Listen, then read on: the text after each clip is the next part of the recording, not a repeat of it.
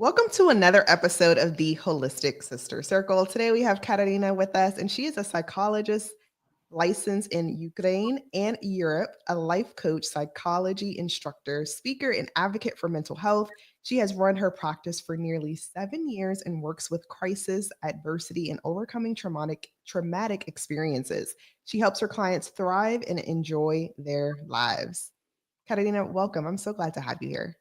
Hi guys. Yeah, I'm so excited to be here. I'm happy to see you. Thank you for inviting me. Yes, absolutely, absolutely. So, without further ado, I want us to just before we get into it, can Yeah. you share a little bit about who you are beyond the mic? So, if someone was just learning about you for the first time, could you share something with us that maybe isn't on the internet? Oh my gosh. Uh, Probably I can share. I was thinking about what I would tell about myself, and actually, I'm in business since 2013. So first, I started my first business with my friend, as usually, and then we had family business back in Ukraine with my husband, and then I moved to private practice and coaching and psychology. I got my master's degree in psychology, and a couple of my personal events led to that. First, when I was 22, I had a tumor in my breast, and it completely changed my life. I was, like it just makes you think about where you're going and how much life do you have left and what you're going to do. And then when my first son was born, I have three kids, and it also shifted my worldview and what I want to be as mom, as woman, as person, and made me more holistic person and looking at the body and our life as a whole, not just like, oh, here career, here some money, here some health, but everything together. Like, where is my purpose? What I want to do? What I want to achieve in my life? I love you for sharing that because one of the things that I do know within our circle is we have so many women who, okay, we have quite a few different groups of women, but the one I want to specifically talk about are the ones who are just solely, they're heavily career focused. And, whether you are married or you would love to be married and you would love to have children, I would love for you to just share the transition with that because I know, the person you are when you're not married and you don't have children is a completely different person than you are with children and with a spouse. So I would love for you to share how was that transition for you and what was your biggest takeaway that you could share with us that we could, just use and leverage if we are headed in that direction and we are at a crossroads. In my practice, I often work with women who want relationships, but they can't have them because of different reasons. Or maybe, like they come this problem in their like physical health, and we're trying to solve this problem, and they have businesses or great career and relationships. People are always seeking for something that they're missing. So it's completely normal that sometimes we don't have this and we're trying to achieve this, we don't have that, and we are looking for that. But uh, personally, about me, I think I just at some point of my life I decided that you don't have to choose. Like, you shouldn't be in this point where you're deciding, do I want relation or career, do I want children, or I don't know, maybe business. You can have everything. It's just your mindset and how you look at yourself and what you want to achieve in your life. Because I had a lot of adversities in my childhood, and as you know, maybe you heard adverse childhood experiences. Like 80% of people had at least one or up to four of them in their life. So a lot, we experience very bad situations in our life, but we able to overcome them and be resilient and be able to make more in our life, just be happy and do something great about these experiences. And even my transition to the United States, like I was an entrepreneur, and then I went here because of war in Ukraine, and I had to start all over. And I have 3 kids, and I have nothing, all my social connections, on my business, everything left in Ukraine. So it just, it was really hard. But then you just step by step, you're working every day, you're waking up and try and try and try. And now I feel like more stable with all my projects and what I achieved in last 3 years, and it just feels so good. And then my kids are growing up and I can enjoy them and my husband, and it's just such a nice feeling, to have everything, not to choose. And I'm so grateful that we're talking about this because even for me, for a very long time, I always felt like I had to choose. I grew up with the mindset, and a lot of it was how I was raised, but I was raised that I needed to make sure that I had my own before having any children. I needed to make sure that I could, financially take care of Mhm. myself. And the thing is you just don't know what life is going to throw at you. And there could be times where you were up and up and up, and there's also times where you were down, down, down. And if you are Mhm. literally fixated so much on where you are at that moment, you'll never actually get to where you want to go because it's literally like a golf pole, golf post here, Yes, right? And yes, it continues to move because you're still not where you need to be to have that one thing. And exactly. that's how I felt. So I would literally turn down everything that was from a family perspective because I Mhm. felt like just wasn't ready or I wasn't prepared or I didn't have enough. Mhm. And, for us, it was like, um, Quentin, he had to bring me to reality and just say, like, you can have it all. You don't have to choose. And, now I'm like, "Oh, okay. All right, this feels a little bit weird, but I'm going to work at it and I'm going to get better with it." And I think at the end of the day, that's what really matters. Like, are you working towards your goals and are you working toward them in a way where you are putting yourself in a position to just be all that you can for yourself first, but then have that and express it in a way where you can solve problems and focus on solutions for your family. So I love that you shared that because, like I said, there's so many women that deal with that as well. Mhm. And it's important to think about, our limitations and how we limit ourselves. And where did it come from? As you said, from family, maybe from previous experiences. And it's not always true anymore. Like in the past, when we didn't have resources or we didn't have experience or we didn't have knowledge, it was everything what we saw, like our parents, it was all our world. But now, we are in charge, and we can decide what to do next. Am I a predator or am I a prey? And this is Ooh, interesting, like, do I give up and just wait and hide and always in fear, or I'm trying just to get what I want, or I decide where I go. It just yes, was I eye love that. opening. Hmm. I love that. Am I a predator or am I the prey? Okay, I love that. Now, I do obviously want to acknowledge one. Thank you for sharing about your tumor. Can you share with us too how, again, even the experience that you have with your tumor, how it affected your mindset at that time and how it also affected the way that you showed up for your family?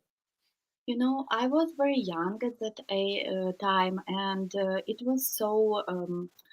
I was ashamed, actually. I didn't want to share with anyone, and I put myself in such position where I didn't get any support, and just few of my friends knew about this situation.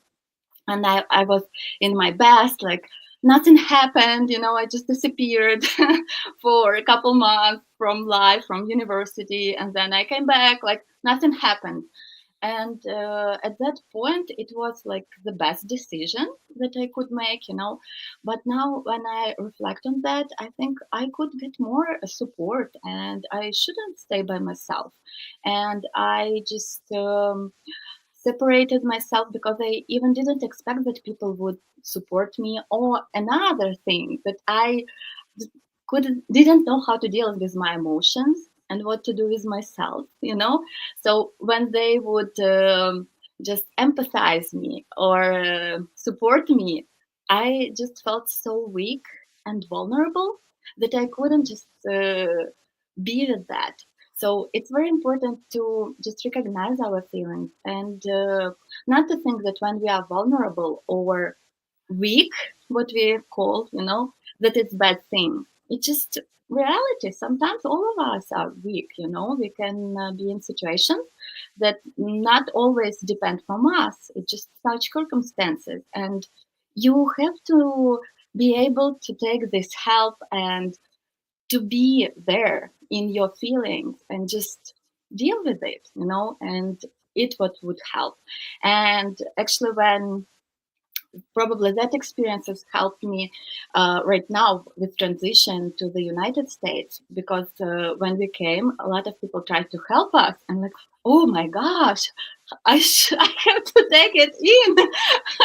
How do I do that? I always did it by myself. I was that person who helped others, you know. I never was in position someone else helping me, and it was hard, you know, but it's such powerful experience when you just let yourself be in different situations and with different feelings.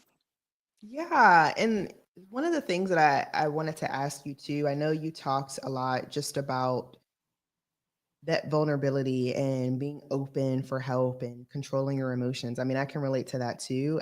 There are times where I am literally emotionally all over the place. and, Yeah. and, wanting to make sure that I'm not allowing my emotions to control me. But one of the things that you did hit on a lot was like allowing yourself to be vulnerable and allowing yourself to open up. And based on the work that you do, what have you found to be more of a common denominator with some of the clients that you've helped too of not being able to be vulnerable, and where do you feel like that really has stemmed from? Obviously, I know everyone's story is a little bit different, but there are some commonalities of why that might be the case. When I'm working with a client, I'm focusing on three things like mindset, emotional world, and physical body. So, like physical sensations, each thought or emotion has place in our body. And you always, when you have tight or you have stressed, you are stressed, you can feel the stress in your body, right? And you can follow your thought like, oh, everything is bad. I'm awful professional, I failed, you know. But when you stop this thinking and change it, okay, it was a mistake, I can do better, I will try, I do my best, you know, like you feel such like maybe calmness, or you are feeling relief, and your body became more relaxed, right? So that's the point where I start with all my clients, because they have different reasons why they do in that way. You know, all our reactions, emotional reactions. You know, like sometimes when in relationships, especially when one partner feels vulnerable, he might think that other partner attacks him. So he doesn't hear that, can you wash your plate, please? You know, he doesn't hear simple ask, right? It's like, she attacks me. She doesn't like, she thinks I'm bad. No, it's just a natural reaction because this person had negative experience in the past, right? And it's like coping mechanism how to protect themselves, and we should understand that, you know. And our reactions, they are normal. For example, if it's some emotional situation, I don't know, maybe your kid is sick, of course you are emotional, you are worried, you are anxious, and you are, it helps you to take your kid to the doctor and just to make checkup or decide what to do next, or take care of kid, right? Or maybe cancel your plans. It's natural reaction, and it's important to have this reaction. But then when you are overreacting, like because of small situation, it's important to just reflect on yourself. What happened? Why am I overreacting? Maybe I'm tired. Maybe I have some deeper conflicts with these people. Maybe something going on with me. Why it catches my attention, why I'm reacting in this way. So all this reflection helped just to look at yourself and just, choose your reaction. And it's like my principle of life and what I'm teaching my clients and what we are talking and working on. And it's really helpful, when I'm not a reaction anymore, but I can choose. I can absorb situation. I can make my decision. Do I want to do now?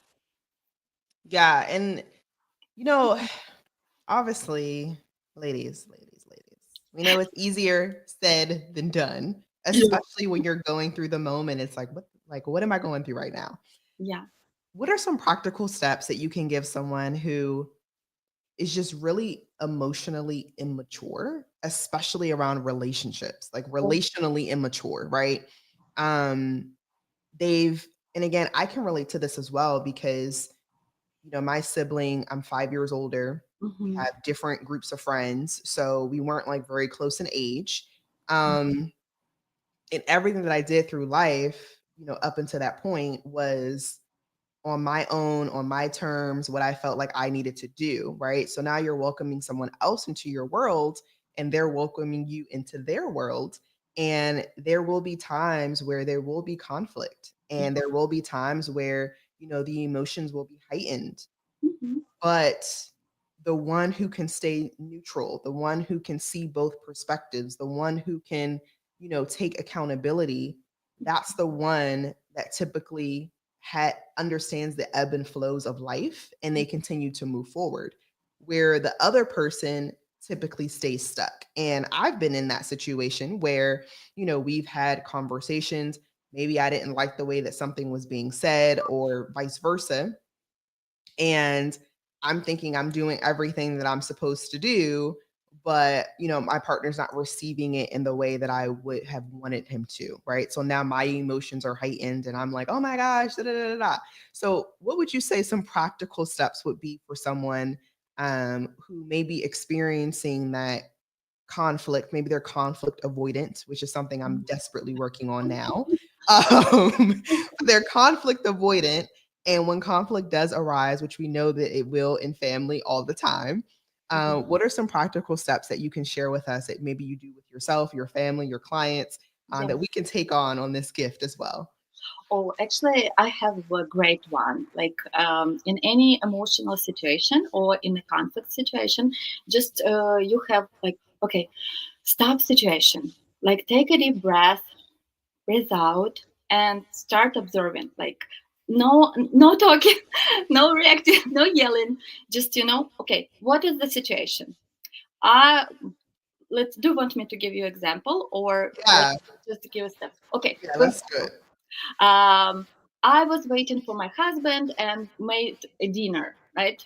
And I was happy to see him. But he opened the door and loudly said, "Why you didn't clean kitchen?"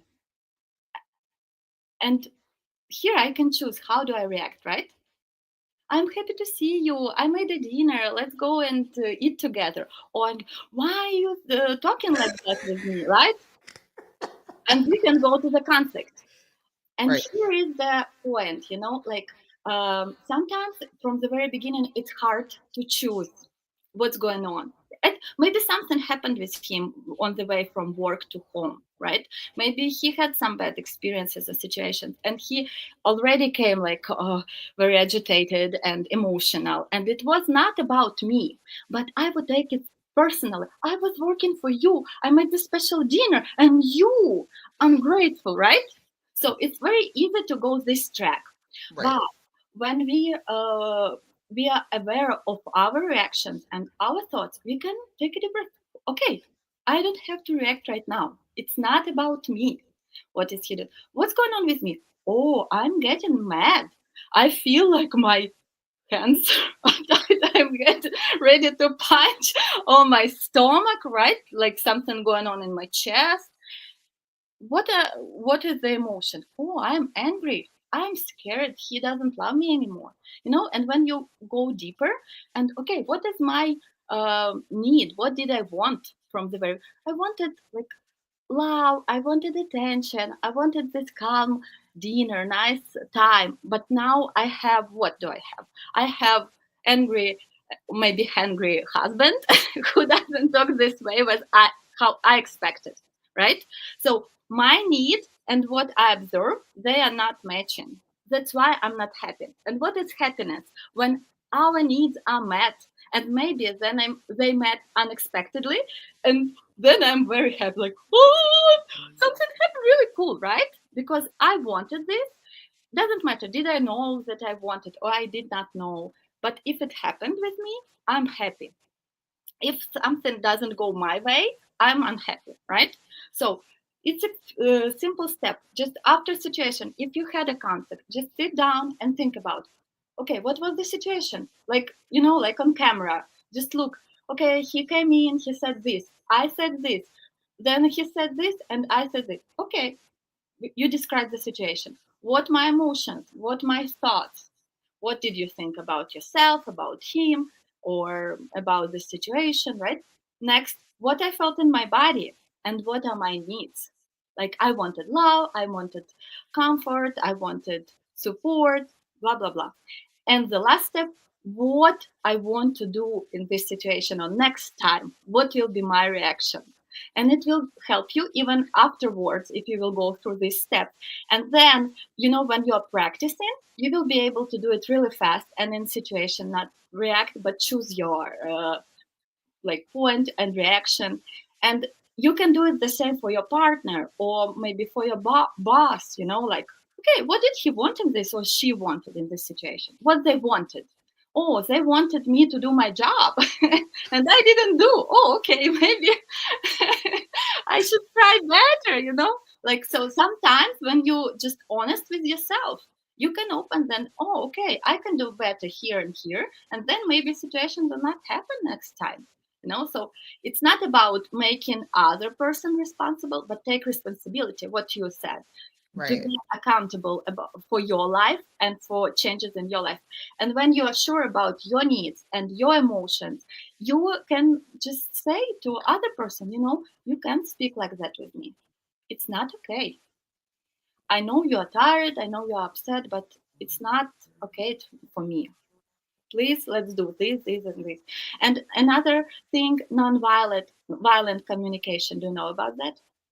When No, tell me I about it. messages, it's like when I feel very lonely when you don't talk with me after work. I would love talk with you for 5 minutes. It's not like something you make me feel lonely. I feel bad because of you, right? It's totally Right. completely different thing. And you can Google or people who are listening to us. It's just amazing. It's so simple. I messages. I feel, I want, and then other person also has the right to say the same. And I feel very tired and I want 5 minutes of rest after I came home, right? So, and here we are respectful to each other. We can hear each. Okay, I hear you. You are tired. Can you rest first and then talk with me? And we found ways Right. together. But I have to be open and listen to other, and it will open just new world to us. And I love that you mentioned that too, because we can get so caught up in our emotions that we put the blame on other people and we don't take that accountability. So I think, within both scenarios that you recommended, it's still going back to holding yourself accountable first and then moving forward. So I love that. Thank you so much for sharing. Now, if anyone wanted to just connect with you further, learn these processes more, perhaps work with you, what does that process look like? Okay, you can just find me on Facebook or Instagram or LinkedIn and just shoot me a DM, shoot me a message, and we will connect and work. I have some free PDFs on working with yourself, and I would be gladly to share with you, or maybe I can share it with you, and we will share with people who are interested. Yeah, absolutely. I can put it in the description notes of the Okay. episode as well. Yeah, that would be awesome. Awesome, Yeah. awesome. Well, thank you so much for your presence. We Mhm. definitely are super grateful that you were with us this evening, and we'll talk soon. Thank you. It was nice talk to you.